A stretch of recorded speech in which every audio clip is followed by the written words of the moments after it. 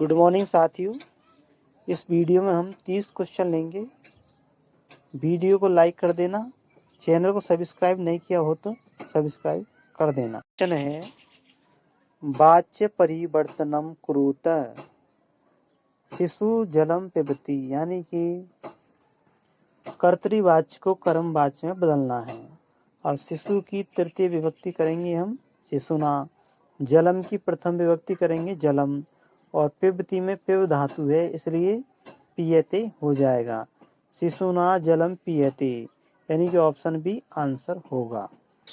संस्कृत अनुवाद करना है। रमा सीता की दुष्टों से रक्षा करती है। तो यहाँ हम देखते हैं कि वाक्य में रक्षा शब्द दिया हुआ है। तो विभीति त्राय निलयते भव प्रभव जायते, और भय और रक्षा जैसे शब्द वाक्य में आ जाते हैं, उन वाक्यों में इन शब्दों से पहले जो शब्द होगा उसमें पंचमी विभक्ति का प्रयोग होगा। अब हम इसका संस्कृत अनुवाद करते हैं। रमा का रमा हो जाएगा, सीता को सीताम द्वितीय विभक्ति एक वचन, दुष्टों से या दुष्ट में पंचमी विभक्ति बहुवचन क्योंकि बहुवचन का रूप है।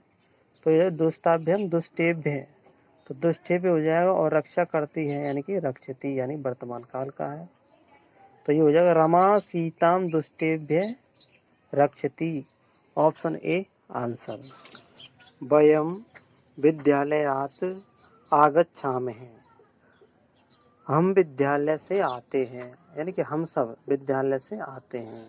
तो यहाँ देखते हैं कि विद्यालय आते यानी पंचमी विभक्ति है, तो प्रश्न जो बनाएंगे उसमें भी पंचमी विभक्ति ही होनी चाहिए। तो यहाँ कस्मात यानी कि ऑप्शन सी में पंचमी विभक्ति दे रखी है, तो आते हैं ऑप्शन सी इसका आंसर हो जाएगा। हमें वाच्य परिवर्तन करना है। स्त्रीलिंग के रूप होते हैं सा ते ताहा ताम ते ताहा तया ताभ्यम ताभी, तो यहाँ हो जाएगा तया तया उच्चई हस्यते, ऑप्शन बी इसका आंसर हो जाएगा।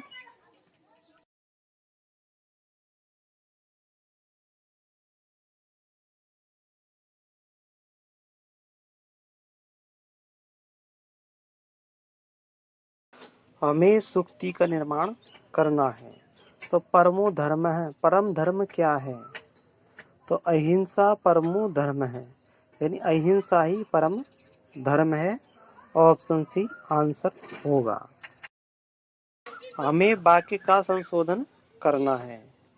गुरु शिष्यात प्रश्नम पृच्छति, तो यहाँ देखते हैं कि हम प्रच धातु है और प्रच धातु द्विकर्मक धातु है, अर्थात यहाँ दो कर्म होंगे और दोनों कर्मों में द्वितीय विभक्ति आएगी। तो शिष्यात में भी द्वितीय विभक्ति और प्रश्न में भी द्वितीय विभक्ति आएगी। तो इसका हो जाएगा गुरु शिष्याम प्रश्नम पृच्छति, ऑप्शन ए आंसर। प्रश्न पत्र में कितने उद्देश्य होते हैं, अर्थात प्रश्न पत्र के कितने उद्देश्य होते हैं? ऑप्शन डी 4 उद्देश्य होते हैं, और चारों उद्देश्यों को आपको कमेंट बॉक्स में कमेंट करके बताना है। शिक्षक है स्वशिक्षणस्य मूल्यांकनाय छात्रेभ्यः किं प्रददाति, शिक्षक स्वयं शिक्षण के लिए मूल्यांकन में छात्रों को क्या प्रदान करता है? तो स्वयं शिक्षण के लिए छात्रों को मूल्यांकन के रूप में क्या देता है? गृह कार्य देता है, ऑप्शन ए आंसर होगा। पठने दुर्बला छात्राणां कृते कीदृशं शिक्षणं प्रदीयते, पढ़ने में कमजोर छात्रों को किस प्रकार का शिक्षण प्रदान किया जाता है? तो उनको उपचारात्मक शिक्षण प्रदान किया जाता है, ऑप्शन सी आंसर होगा। कक्षा शिक्षणे छात्राणाम उच्चारण अभ्यास है केन शिक्षण अधिगम साधनेन कर्तुम शक्यते, कक्षा शिक्षण में छात्रों के उच्चारण अभ्यास के लिए शिक्षण अधिगम का साधन कौन सा हो सकता है? तो हो सकता है वो ध्वनि अभिलेखन यानी कि ध्वनि का जो उच्चारण होता है वो होगा। Option D answer. दृश्य सहायक साधनेन कस्य उपयोग क्रियते। दृश्य साधन का उपयोग किस किस में किया जाता है। तो ये शुद्ध लेखनी में भी किया जाता है और शुद्ध उच्चारण में भी किया जाता है। तो उभय यानी दोनों में किया जाता है, लिखने और बोलने में। Option C answer. संस्कृत शिक्षणे सर्वोत्तम विधि वर्तते। यानी संस्कृत पढ़ाने की सबसे उत्तम विधि कौन सी है। तो यहाँ प्रश्नोत्तर विधि को संस्कृत पढ़ाने के लिए सबसे उत्तम विधि माना गया है। ऑप्शन सी आंसर होगा। व्याख्या, अनुवाद और कंठस्थीकरण को उपयुक्त नहीं माना गया, सर्वोत्तम नहीं माना गया है। व्याकरण अनुवाद विधि के प्रवर्तक कहे। व्याकरण अनुवाद विधि के प्रवर्तक कौन है। Doctor Ramakrishna Gopal Bhandarkar. Option B answer. भाषा कौशलस्य विकासः कथं क्रियते। यानी भाषा कौशल का विकास किस क्रिया में होता है। तो ये उच्चारणेन यानी कि उच्चारण में होता है। ऑप्शन सी आंसर होगा। मौखिक परीक्षाया भेद नास्ति। यानी मौखिक परीक्षा के भेद नहीं है। शलाका परीक्षा, शास्त्रार्थ परीक्षा और भाषण परीक्षा ये मौखिक परीक्षा के भेद है और वस्तुनिष्ठ परीक्षा मौखिक परीक्षा का भेद नहीं है। ऑप्शन सी आंसर होगा। निश्चित उत्तरात्मक प्रश्न है क्या। निश्चित उत्तर किस प्रकार के प्रश्न का होता है। तो वस्तुनिष्ठ प्रश्नों का उत्तर निश्चित होता है। ऑप्शन ए आंसर होगा। इस श्लोक से हमें 5 प्रश्नों के उत्तर देने हैं। खल सज्जनानां मैत्री पश्चात कीदृशी भवति। यह निश्चित रूप से सज्जनों की मित्रता के पश्चात क्या होता है। तो बुद्धि में वृद्धि होती है, यानी बुद्धि वृद्धिमति। Option B answer.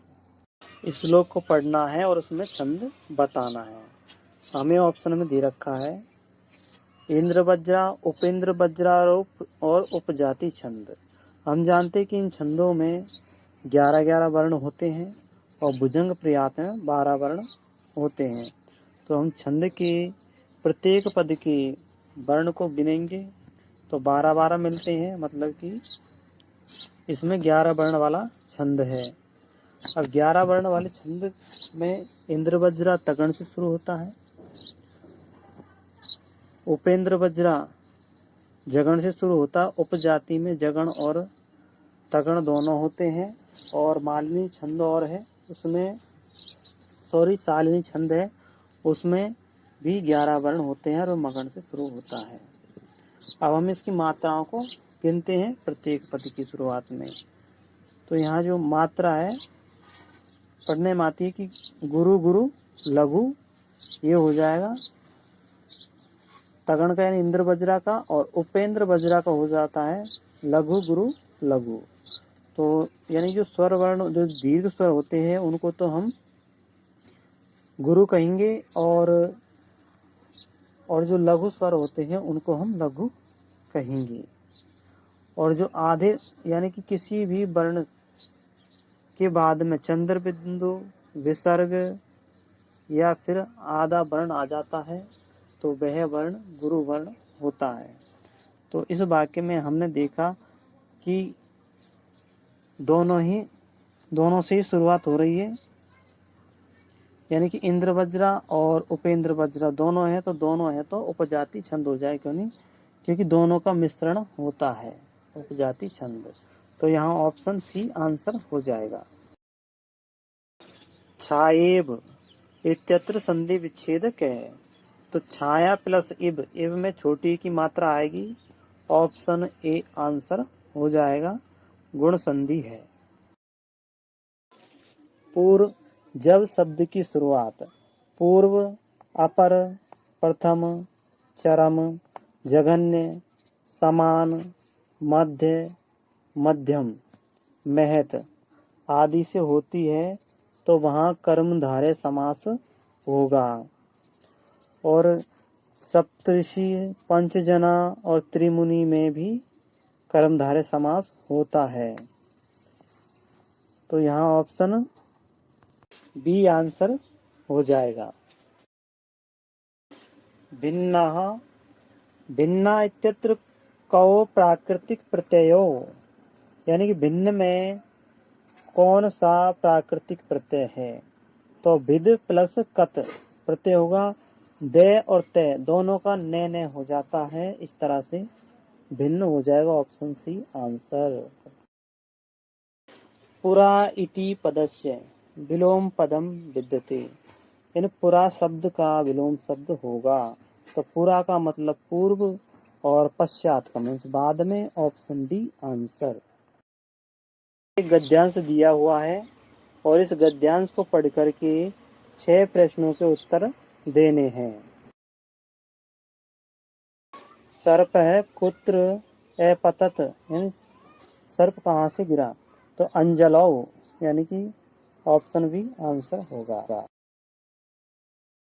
उक्तवान इत्यत्र कह प्रत्यय, तो उक्तवान में बान है, कतवतु को होता है तवत, तबती, तवान। तो यहाँ ऑप्शन ए इसका आंसर हो जाएगा कतवतु प्रत्यय। पतंजलि इत्यत्र कह संधि विच्छेद है, पतंजलि में कौन सा संधि विच्छेद है। तो पतत प्लस अंजलि, ऑप्शन सी आंसर हो जाएगा व्यंजन संधि। मुनिवरः लज्जितः अभवत्, तो मुनिवर लज्जित हुए, वाक्य में जो क्रियापद है उसको लोट लकार में बदलना है। लोट लकार का मतलब होता है कि आज्ञा के अर्थ में। तो हम जानते हैं कि पठतु पठताम पठन्तु, तो उसी तरह से भवतु भवताम भवन्तु, तो इसमें भवतु आ जाएगा। Option A answer. पतंजलि आकार ग्रंथस्य नाम किम, तो यहाँ हो जाएगा महाभाष्यम। Option D. सपो अहम इति के एवदत, तो इसका आंसर हो जाएगा सर्प। Option C answer. यावान इत्यत्र कह प्रत्यय, तो यावान में हो जाएगा बतुक प्रत्यय। Option A answer. साथियों वीडियो कैसा रहा कमेंट बॉक्स में कमेंट करके ज़रूर बताना, और वीडियो को लाइक करना, चैनल को सब्सक्राइब करना और अपने दोस्तों में शेयर करना। Thank you for watching.